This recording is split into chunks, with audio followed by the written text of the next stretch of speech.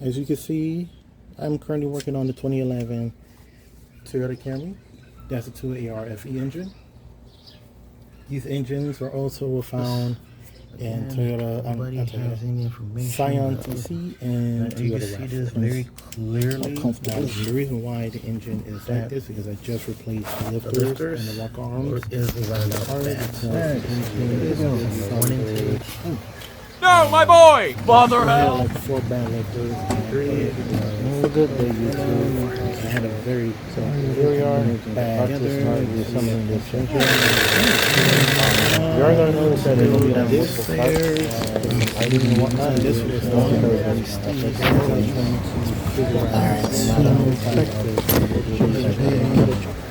days off to do some more life. I'm gonna go ahead and do my best. Different day, different day. One thing I will say, Kind of a different environment. so oil. Alright, here we go.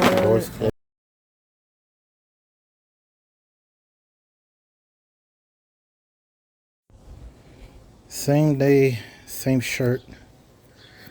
We're about to reach the conclusion of this journey. Keys in my hand. Everything is all buttoned up. I am not missing a single, well, a lie. There is that little there is this bracket that this harness goes on. It's in the toolbox. I'll get to that later. Literally, like right now, like nothing is missing. Everything's closed. Everything's buttoned up. Oh shoot! I forgot to check this. I forgot to check the oil level.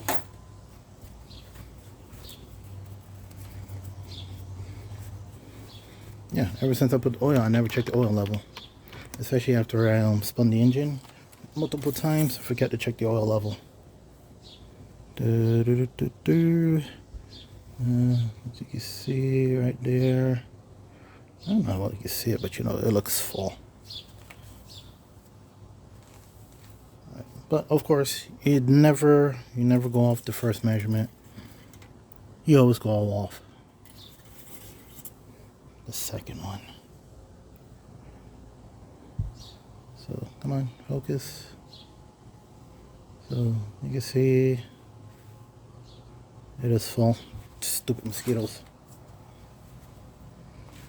It is full.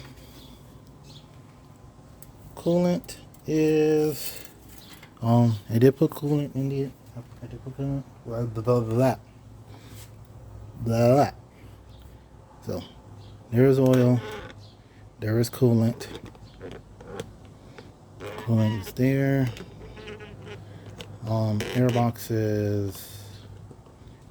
is on. Air filter is there. Battery is in place and connected.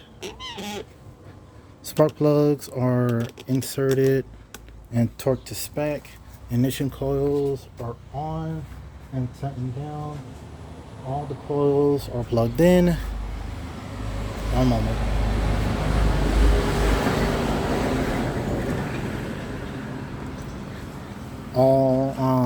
All the coils are plugged in. The VVT solenoid or the oil control valve, they're plugged in. Oil pressure switch is plugged in. Alternator is plugged in. I don't have to worry about DC compressor. DC compressor was I never unplugged it in the first place, but that's in place. Like later, I'm going through all the checklists. Power steer belt is there. Main belt's on. Tensioner is there. Both tensioners are there. Torque strut mount is on. Everything screams a go.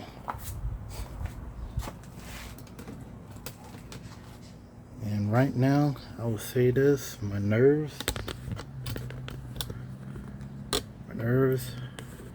are bad.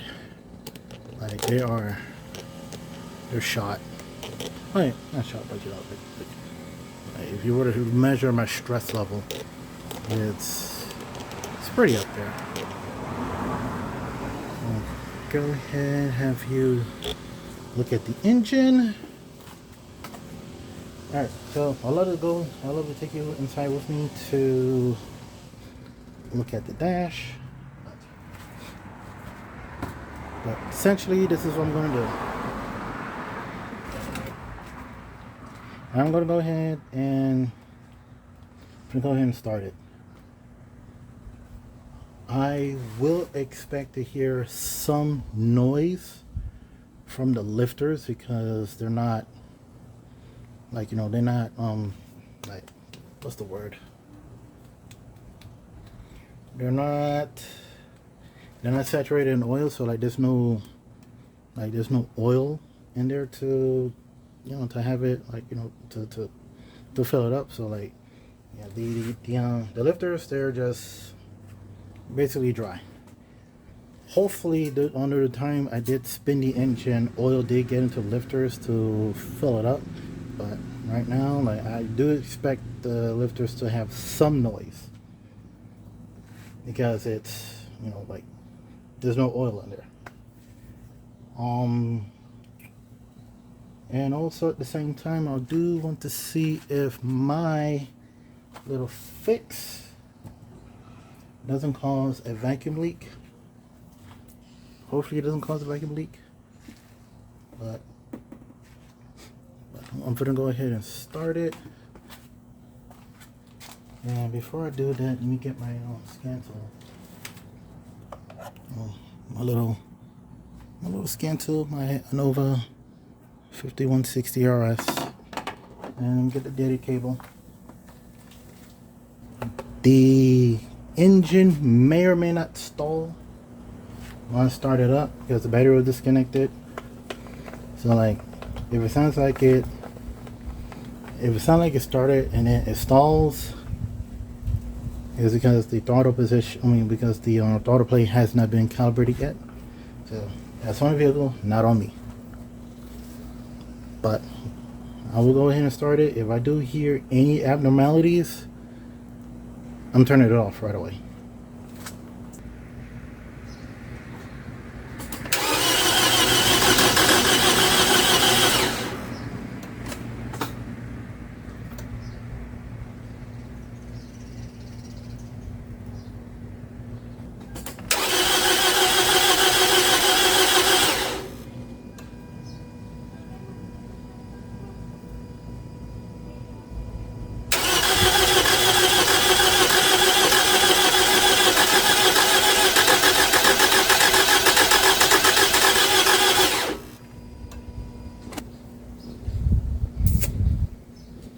Okay.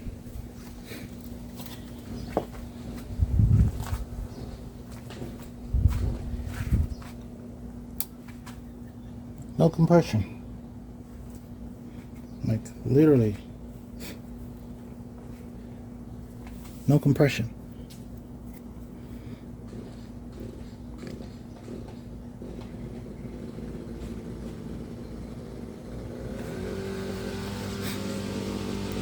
Literally, as you can hear, no compression. I can hear that there is compression, like compression is starting to build on one cylinder, but there's no compression. And I believe it's because of the lifters.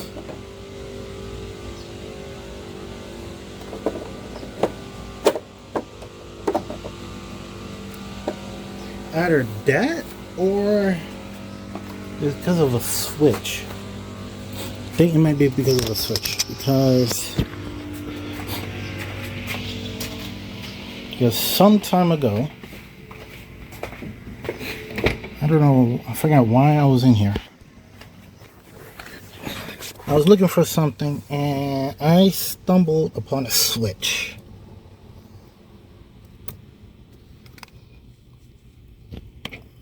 I hope that's the kill switch.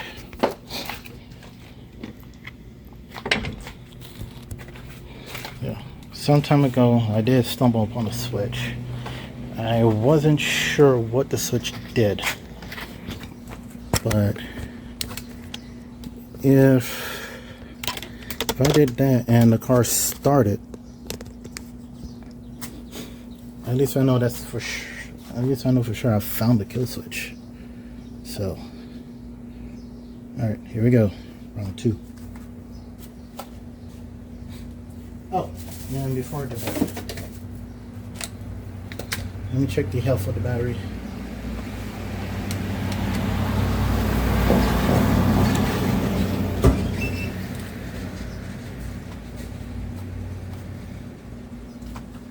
I know you want to see too. Alright, battery test, CCA, we're looking at 750.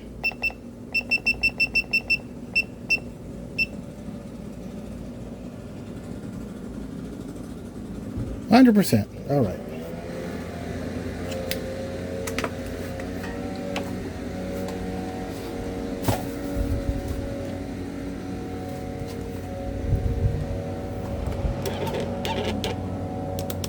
Back to the engine.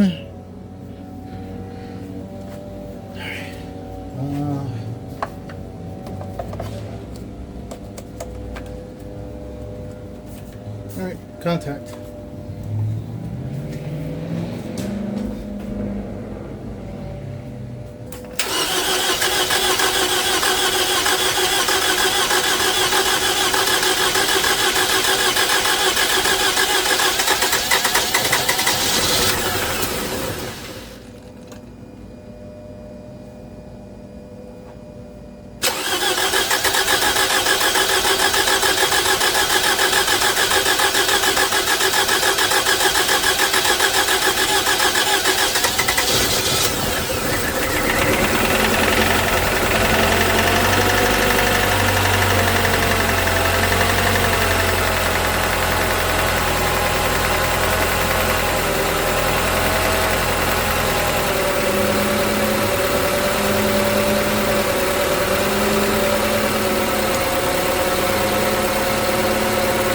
Alright, no smoke from the exhaust.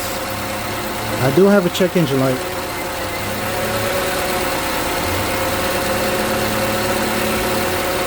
No rattles. So that's a good thing. Let me plug it in. Let me plug the scan tool in while you wash the engine.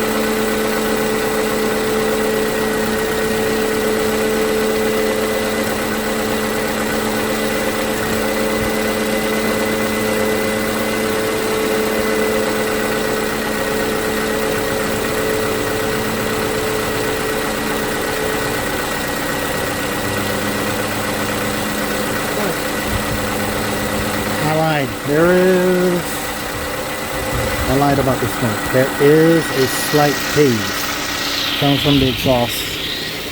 And I kind of attribute that to the engine sitting for a while.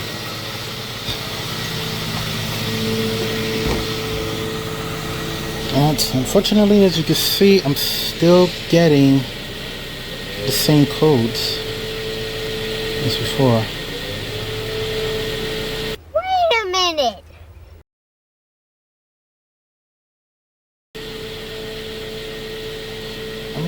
Right now it runs.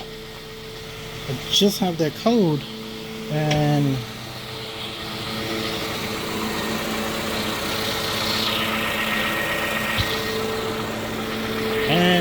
we're quiet.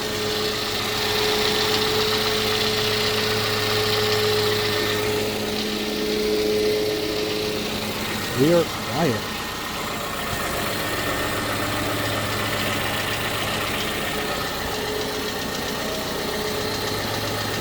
Alright, let me go ahead and, because right now the AC is off. So I need to turn on the AC and see how the car behaves.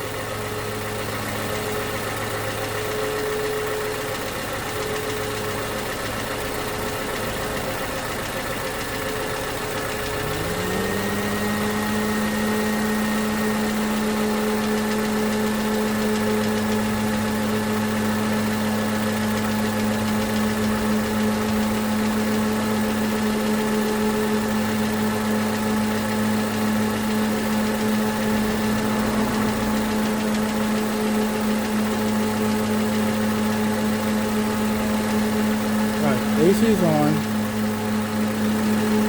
No change in engine noise. However, I do hear, I don't know how we can hear it, but I do hear like a slight ticking.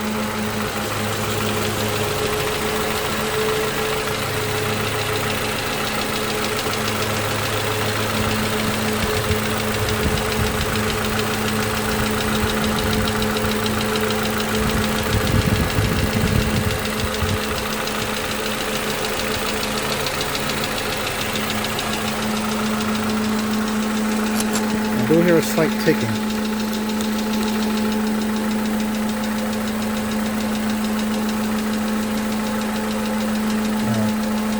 I'm gonna cut the AC off and bring the RPM up to 1500.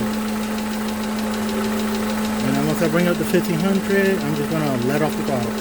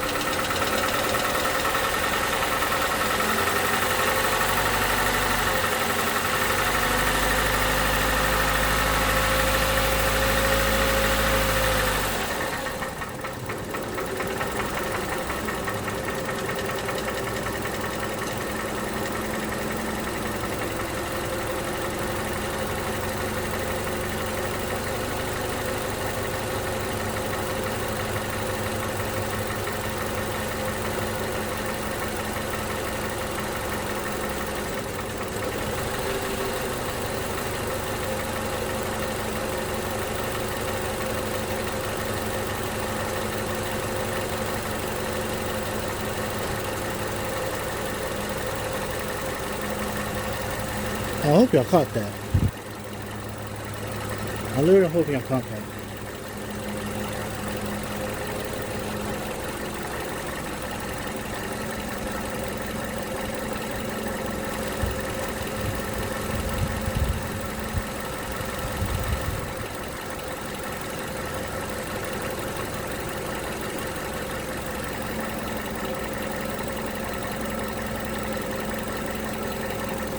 Alright, seems like it wants to die, but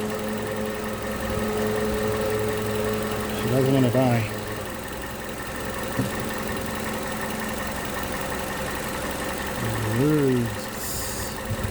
Literally feels like you want to die, but you don't want to.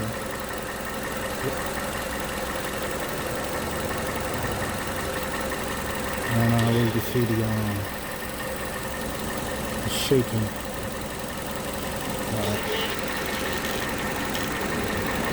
She runs! Kinda.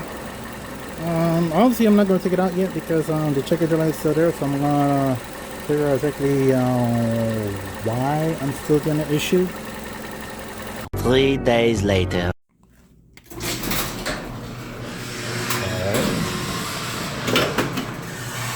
Oh wow. Get up. Anyway, say with me, different shirt, different day. Welcome to part, I don't know what part. I don't know what part I'm on right now. I've lost track. It's like whenever I do these videos,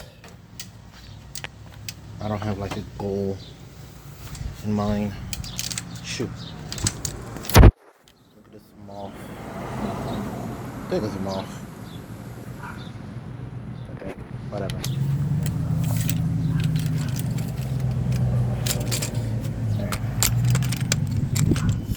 So,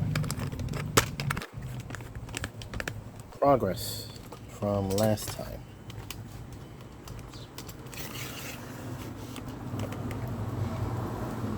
Progress from last time.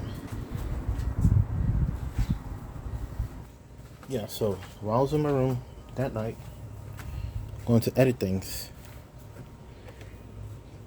I have noticed something that I didn't catch right then and there that day. Excuse me. Was that there were only 7 codes that was stored in the computer. And when I looked at the reports from 4 months back, there were 8 codes. Yeah, don't worry about these codes. I was just curious. Wait, what is this TPMS? Receiver net received. Boom, boom, boom. Yeah, you just gotta replace them. But I'm not gonna do that. I'm not gonna bother doing that. Ooh. Bingo. No. Boom. Boom. Oh wait. Hold on. Duh. Yeah. So I'm gonna go over it with you right now. What's here? What's present and what's not present. All right. Camshaft position A, high input circuit. That was present before. This was also present before. Camshaft position B, high circuit. It repeats. It repeats. Repeats. Repeats. And then I have P0016, camshaft position, crankshaft position, camshaft position correlation. Which means that the information coming from both the camshaft and crankshaft are not meshing. And it just repeats again. One thing that I didn't know was that there was a crankshaft position sensor high circuit high input, which was there before. But when I put the original crank sensor back into the car, I didn't know it went away. Like, I literally didn't know it went away until maybe 2-3 hours later. And that's when I noticed that it went away. So for me, that was a win.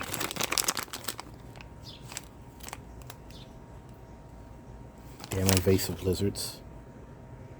Yeah, so for me, that was a win. In my eyes. Because as you saw from the previous video, it didn't stall at all. Like, no matter how, you literally saw that it stumbled, but it never stalled out.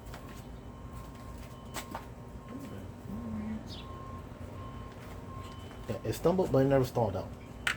So that was a good thing.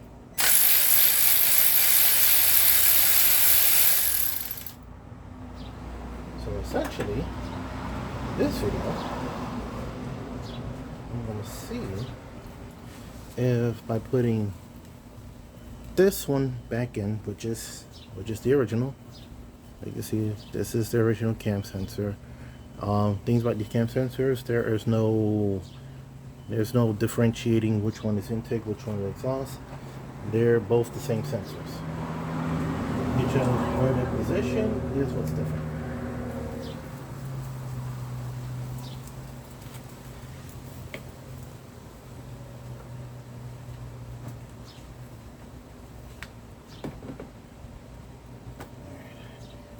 I know for sure this clip is broken. I mean, the retain clip is broken. Go ahead and take.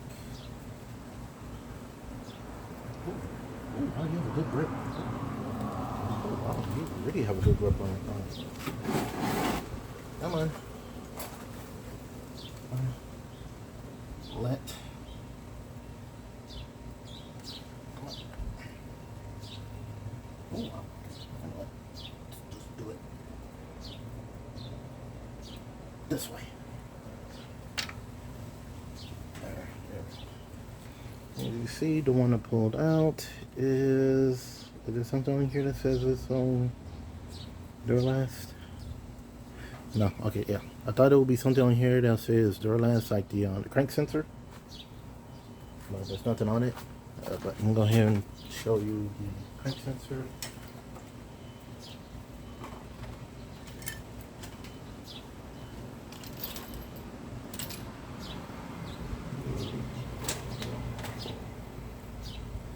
Whatever. I can't find it right now, so I'm not even gonna worry about it.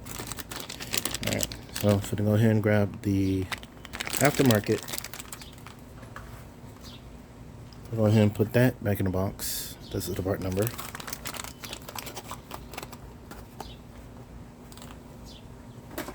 So that's the part number of the aftermarket if you are interested. Obviously, without it out, I should have known that. It's kind of obvious that OEM parts, OEM sensors on Toyotas really don't go bad this easily.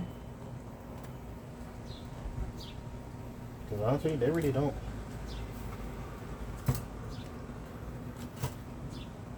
It was the only sensor on a Toyota that I ever swapped out was the O2 sensor, and that was on the 4Runner. The 4Runner was the one that had it had an O2 sensor, and that was the one, not the first one under the hood. Was it the first? Was it that one? Yeah, it was on Bank 1. I'm sorry, Sensor 1. That's what it was. So Sensor 1 went bad on the 4Runner, swapped it out, and that's it. Sensor 2 is still original. In fact, all the sensors on that truck is original. Alright, sure. Anything else? No, nothing else really. Alright, go ahead. Plug this in. So as you see, that is the original sensor. And now the thing is, I'm trying to find the original for the intake, which I cannot, for the life of me, I can't locate. Oh, okay, the flap on this box is missing, but I know this is the crank sensor. This is one of the cam sensors, which I'm gonna put this off to the side. Oh, I know where it is.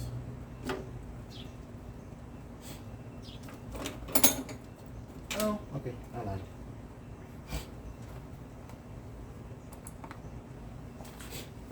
Yeah.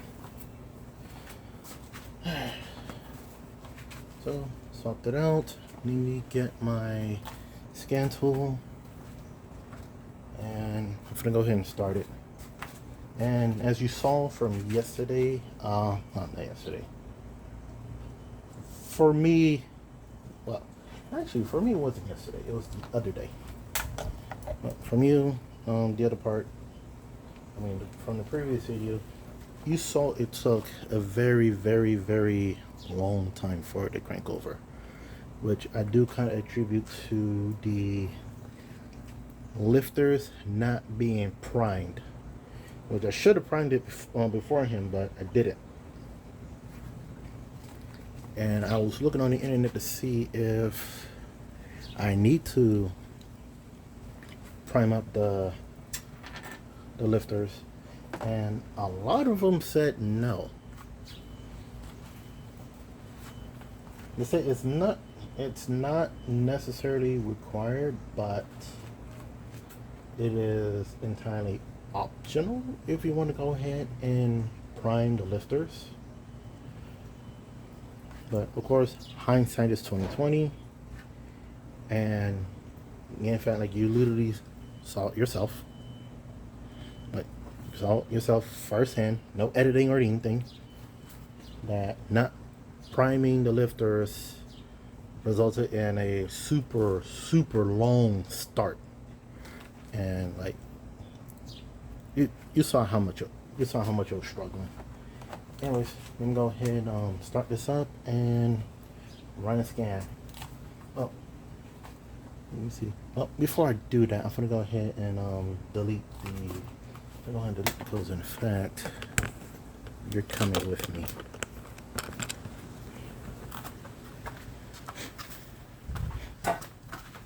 You are coming with me. Alright, so do keep in mind, I do not have a separate tripod. You're in my hand. So as such, audio quality may be differ. Come on in. There we go. Alright. Let's see, it's plugged in. Turn the car on. And check engine light is still there. Alright, I'm gonna go ahead and plug this in.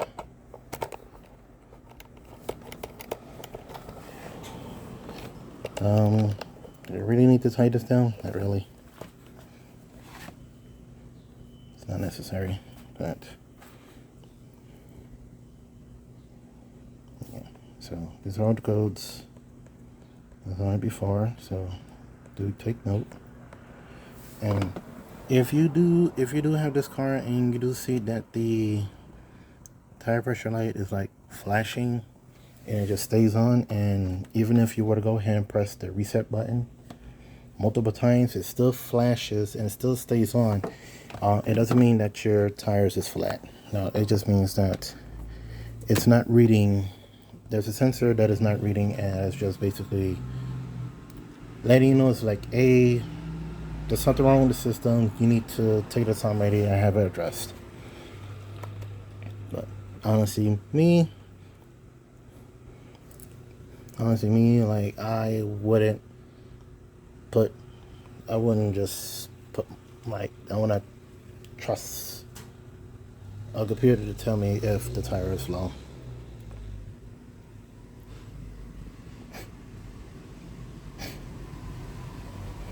I wouldn't trust for a computer to tell me that the tire is low.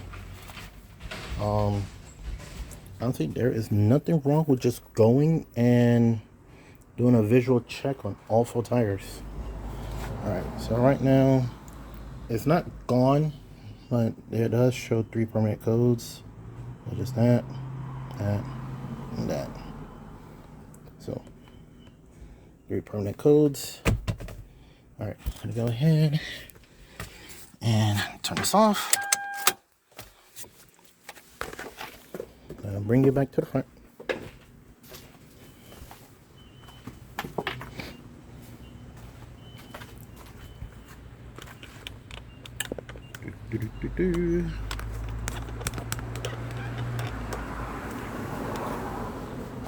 Alright, so you stayed on, so you stay here, watch the engine. I'll go start it.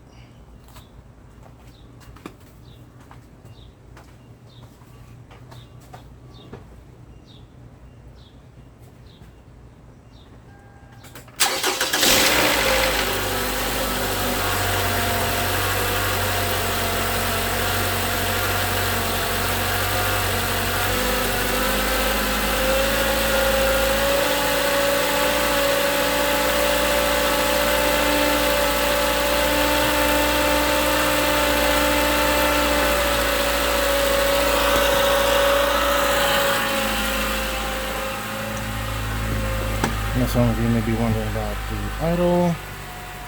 So it was, it almost reached, like the highest it got was like probably like 1700.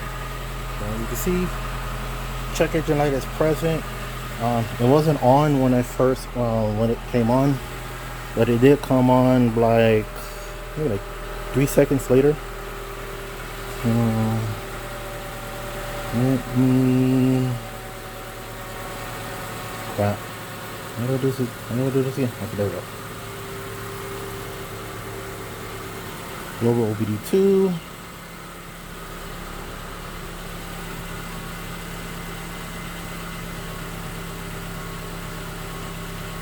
Now we're down to 5.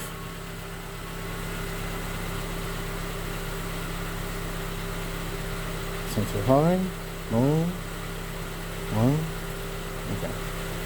Alright, so you kind of see. It's kind of see. It went from 7 to 5. It then went from 7 to 5. So right now stored is the cam sensor A, which repeats again. Crankshaft position, camshaft position correlation, which again saying that the readings from both of the both sensors are not is not accurate. And then for the permanent, well, this is permanent. Permanent is A, and then B permanent. So I am making. So right now I'm making progress. So I'm gonna go ahead and stop this. So I'm gonna stop recording so I can go ahead and transfer this report to my phone, and I'm gonna see if I can go ahead and locate this the other camshaft sensor. Well, I guess I was faster because I found the other one.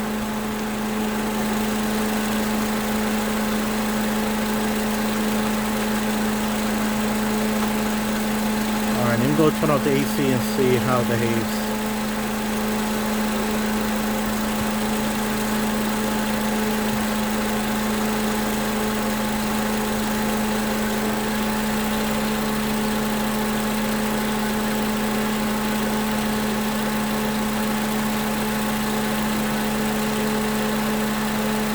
As you can tell, the AC is turned off. The radiator fan is engaging. So once the fan stops engaging, I'm just gonna see if it's gonna bog down. But other than that, it's running fine.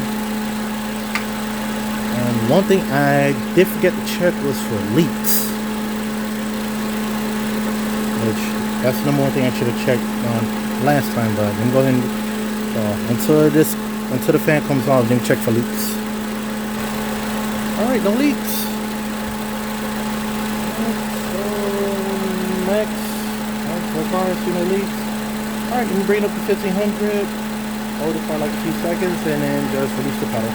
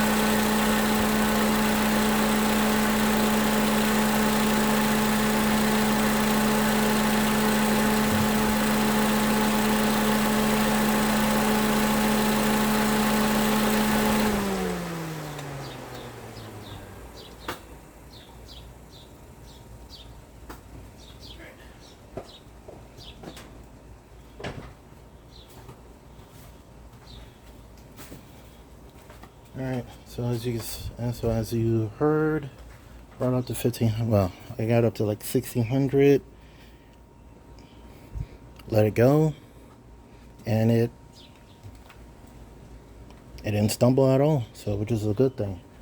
But one thing I did notice is when I went inside, the temperature gauge was above the halfway point, and according to the scan tool, it got up to 230.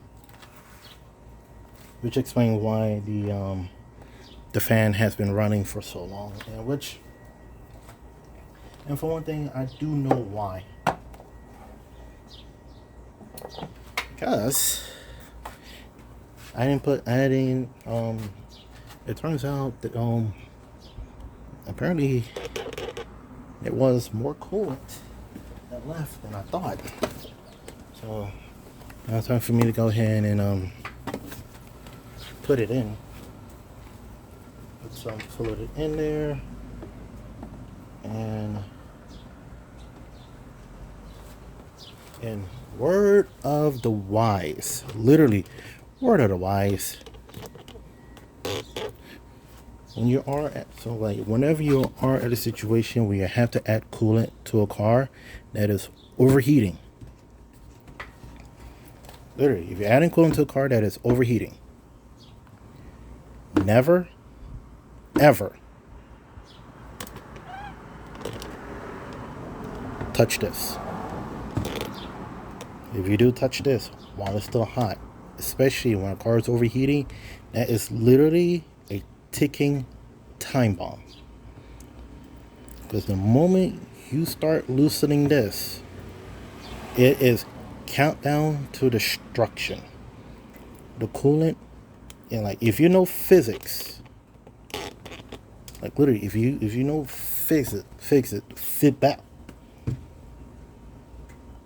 physics, and they will tell you this for sure, hot gas, hot liquid is far more dense than cooler air, cooler liquids.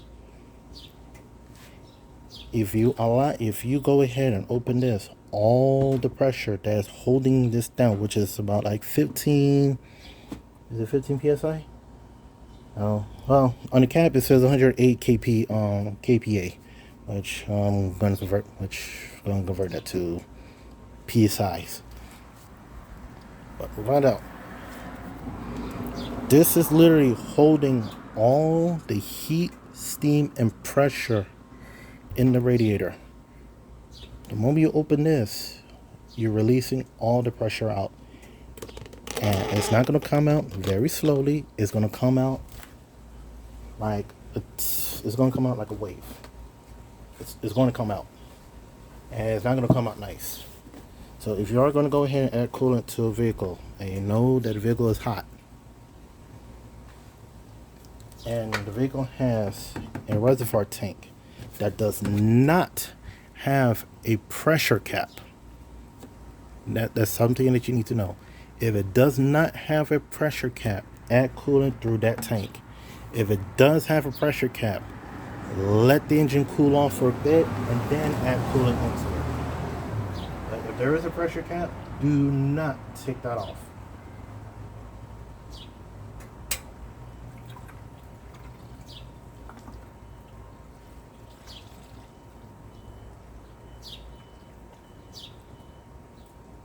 Alright, so right now I'm just going to overfill it.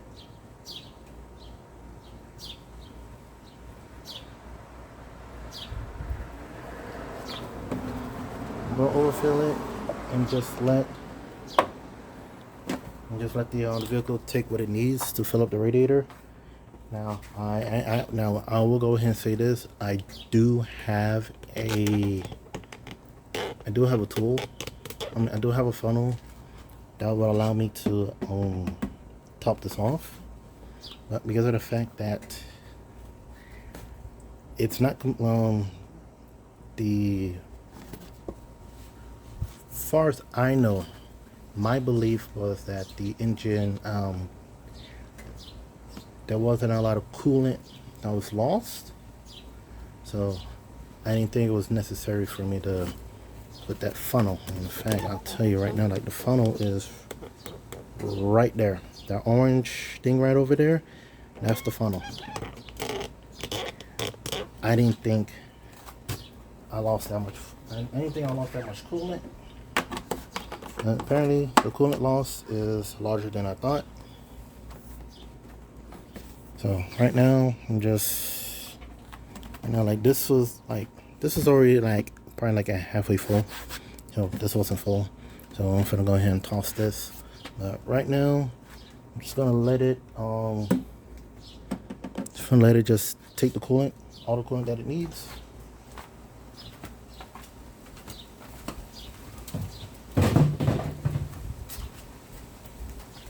And actually, if you are somebody who has an eye, you kind of see that it's already pulling from the reservoir, because I had got the coolant level up to here, and now it is right around about the full mark.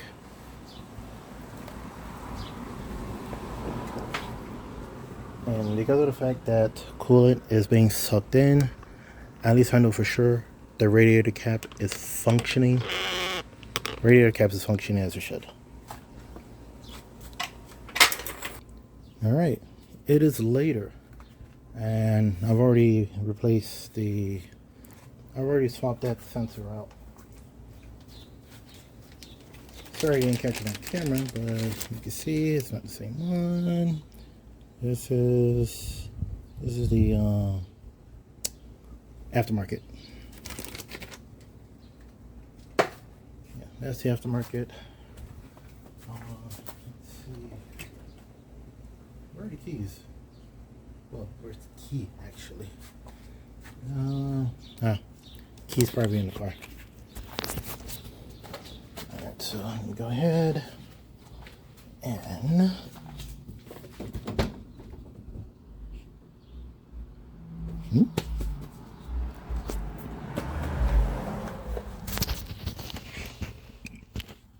okay, key's right there. Now I'm just looking for my doohickey.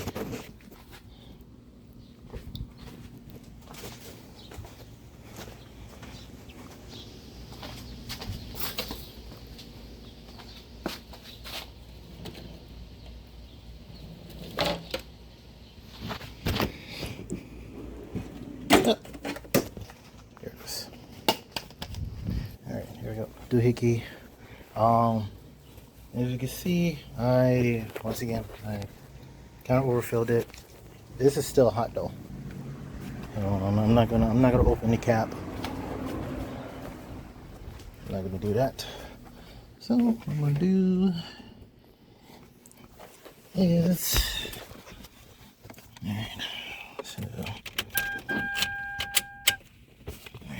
turn the car on. There's the temperature, and just do it just for security. Scanning, doing its thing. All right, erase. Erase. Erase was successful. Of course, it's still on because it's the idiot light. And of course, it's still on because the permanent codes are still here. Obviously, the permanent codes will not go away until it fixes itself. In the meantime, we'll go ahead and turn this off.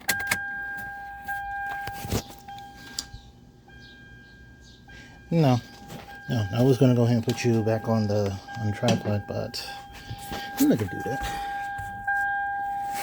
I'm just gonna have you in the car with me. All right, keep an eye on the lower right hand corner.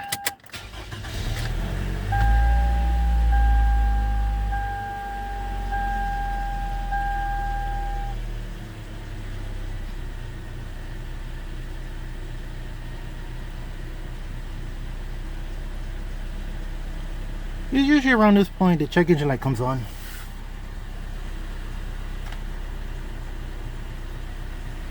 But as you can see, light is off.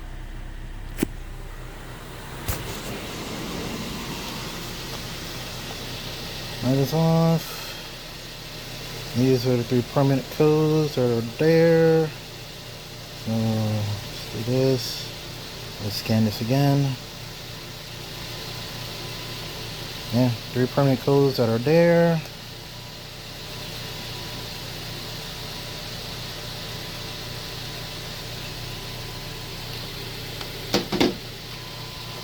I hear a noise.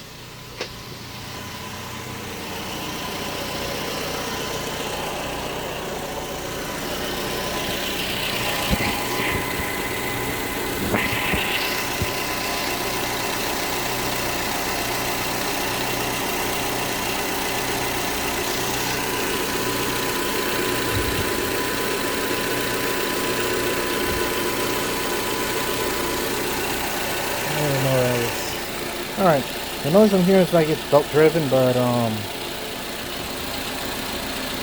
it's smooth. Playing butter smooth. Alright, let me go ahead and turn the AC on. See, check engine light came back. Nope. Check engine light has not come back.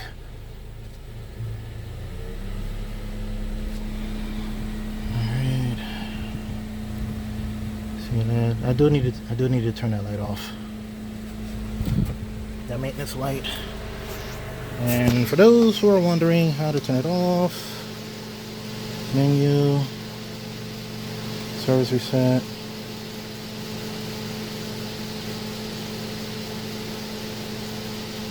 Now I'm hearing another noise.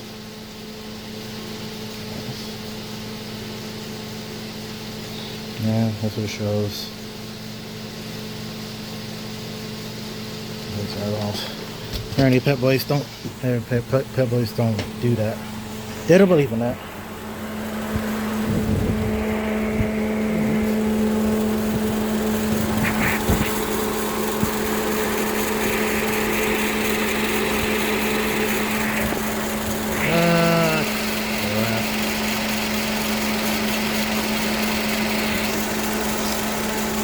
Crap. Oh, don't tell me I might have to change this. Please don't tell me I'm gonna change this. One moment. So, oh yeah, that is not normal. Now why I say that? Because the power steering is intentional. It's not budging it. So you're twerking all over the place. You're twerking all over the place. But as you can see, oh, we don't sit on it. As you can see, everything's fine. All right, and bring it up to 1500.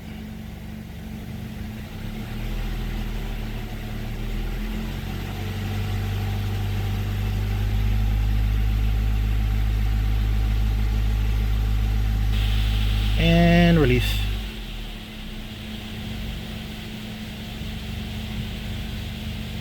It caught itself. Alright, turn the AC off.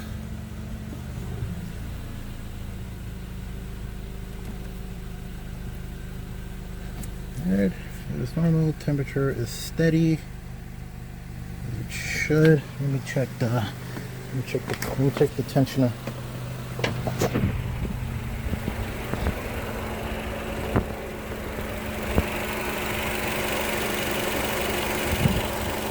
The tensioner is wired. Not very moving. What the hell? Well, anyways, I'll call this a conclusion. I'll call this a fix. It is a fix. Write it out. So, give you an overlap of what happened if you have a memory of a goldfish. There are 4 check engine part came up to me with 4 check engine lights, stalling, and a lifted tick. The check engine lights were P0016, camshaft crankshaft correlation, P638, camshaft position sensor, 343 camshaft position sensor, and 368 crank position sensor. And yeah, so those are 4 codes that cause the stalling. I opened it up, and with the help of my neighbor, determined that the lifters, I believe out of 4 to 8 of them were bad. So we swapped out the lifters. So that's why you don't hear that's why you don't hear that no more. Startup is very quiet. You don't hear the death throttle because I went ahead and changed the VVT gear. Also at the same time, I don't feel any rotational force being transferred to the car because I went ahead and replaced the torque strut mount on this vehicle. Brand new valve cover, brand new valve cover gasket, brand new spark plug tube seals, brand new spark plugs. Coils remain the same. brand new power steering belt, brand new alternator water pump AC belt, brand new pulleys for the power steering tensioner, which is the idler inattention pulley. Swapped out the water pump because the original has been on it since forever. So I decided, with the advisement of the internet, they say swap it out whenever you have a chance. So I'll go ahead and do that. I misplaced this resonator. I hear a chuffing. Yeah, I hear a chuffing, but whatever. Yeah. I misplaced this resonator, so I went ahead and printed this one out temporarily until I found the original. And that is it. Pretty much that is everything that I've done to this vehicle. And as you can see, as we come back, besides that maintenance side, which I know how to turn off, no check engine light. So, and right now, she is idling perfect, smoothly, no problems whatsoever. It's not stumbling, it's not missing, it's not stalling. So I consider that a fix. Besides the tensioner, which could be done, which can be addressed at any time, it is a fix. I'm closing this chapter. This vehicle is going to get released next week to my dad. After I'm done putting everything back together. Other than that, everything is good, and the temperature is holding steady. It should be at 203 degrees. Just one moment, please. That's the idle. Mission timing. As you can see, it's really not that high. Where is it? Something tells me I passed it. Something tells me I passed it already. Something tells me I passed it. Yeah, it really goes to show you I really don't use this tool a lot.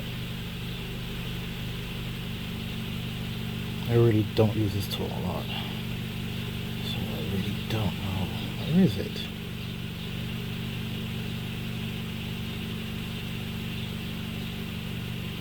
Oh, there it is. There's the temperature, currently at 199. So the thermostat should be open, and pretty soon the engine fans will cut on. But I'm not going to wait for the engine fans to cut on because I know the fans work. But I consider this a fix.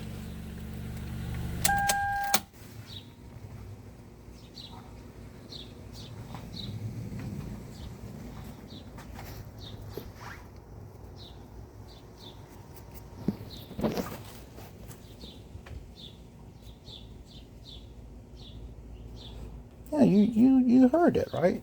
It was a gurgle. I hope you heard it because I heard it. Yeah, there was a gurgle, which I do think it's because of. I think the noise I'm hearing is that's because I did overfill this. I did overfill this because I failed to fill this up correctly, but well, anyways, damage is done. Yeah, I'm just gonna let it cool off, let it take whatever it takes, and then I'll just siphon whatever. I'll just go ahead and just take out whatever is needed and bring it back to normal. But that's about it. But yeah, other than that, job is done. The job is done.